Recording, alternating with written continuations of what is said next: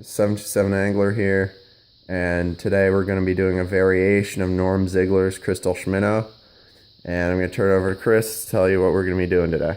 We're going to be tying Schminnow, but instead of polymer and chenille for the body, we're going to be using dubbing. For the tail, I took 2 plumes of brown marabou, called golden brown.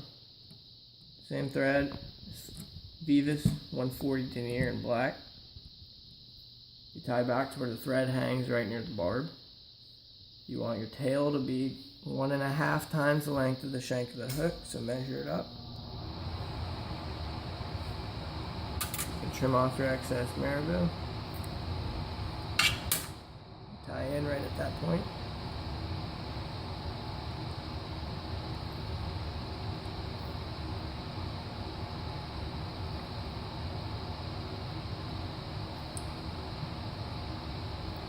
We're going to post up the tail, because Schminnows like to foul. So we do wraps under and over the material, avoiding the hook right now. It's going to post up your tail like that, thread breaks.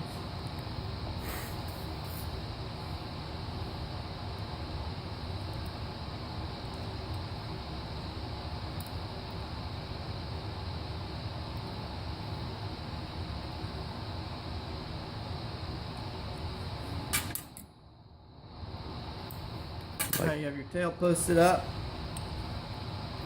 You're going to MC hammer wrap it, which is going to wrap down on your post a bit to take it down. Your material is still going to have a little gap between it and the bend of the hook, which is what you want. Next, you're going to tie in a dubbing loop. You take a dubbing tool and you create a loop about 6 inches long.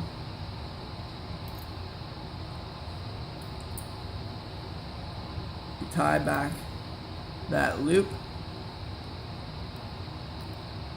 so that when you begin polymering it, it starts right at the tail. And advance your thread forward.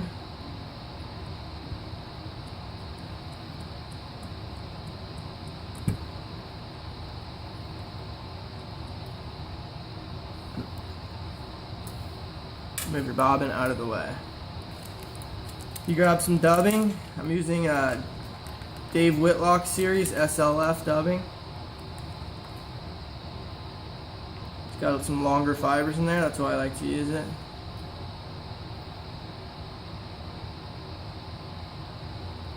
You apply the dubbing into your loop, starting at the top.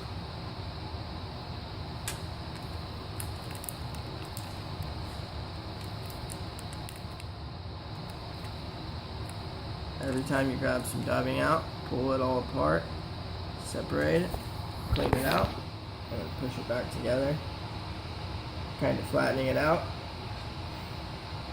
so that you can put it in your loop there.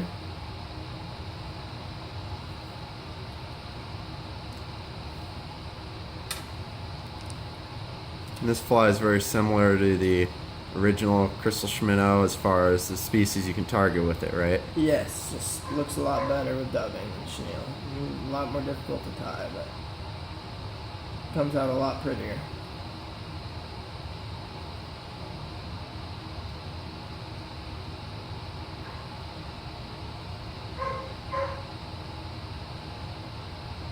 So evenly distribute the material in the loop there. So you got about 6 inches of material.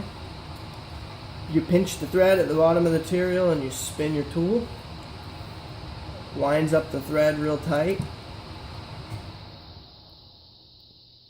And then let loose. It'll rip the material and spin it all into place.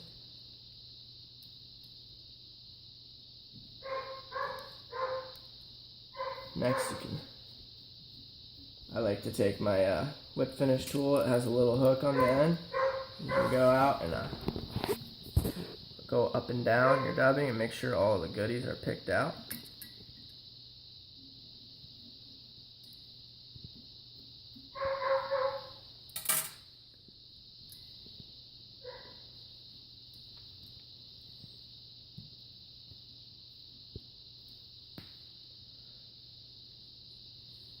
You then palmer this like you would a brush or chenille.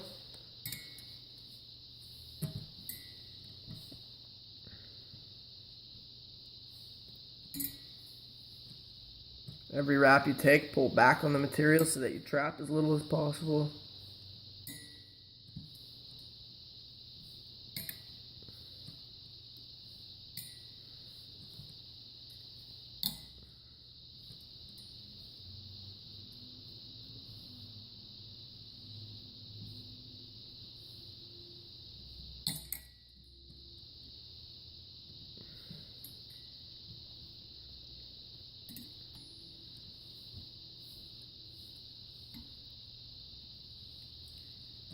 This is a perfect example of what can happen is you didn't do enough dubbing.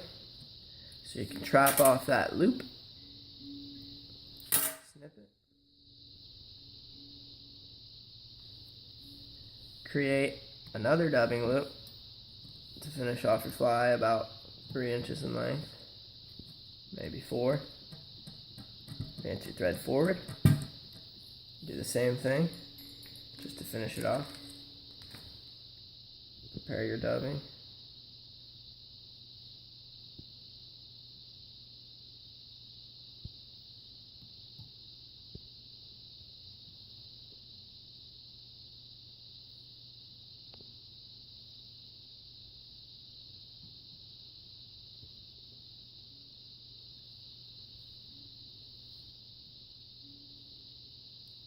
Twist your dubbing tool.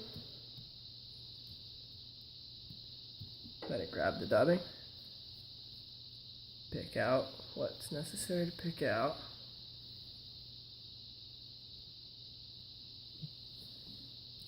Dubbing tool comes in most kits, right? Dubbing tool does not come in Does most not. kits. That's something you usually have to It's a buy specialty separately. item. Yep, but most fly stores sell them.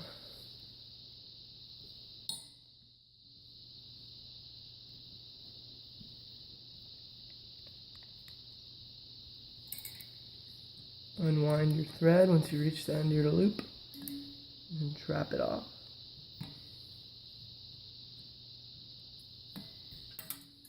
Snip the loop away.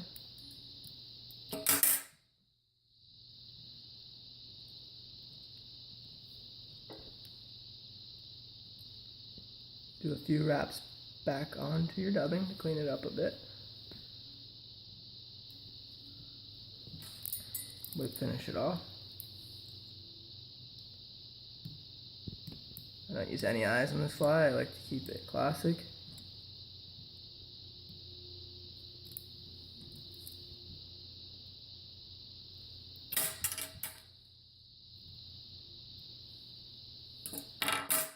Take your dubbing tool.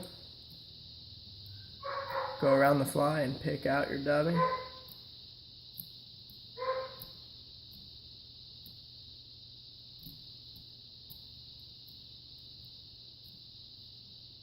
This fly looks more like a saltwater woolly bugger than it does a Schminnow. It's great for pond fishing.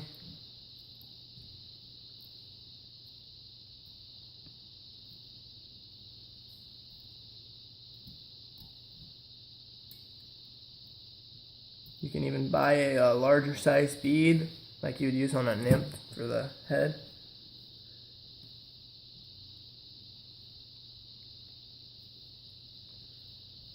Last but not least, you go into your scissors and do a couple trims up near the head to clean it up.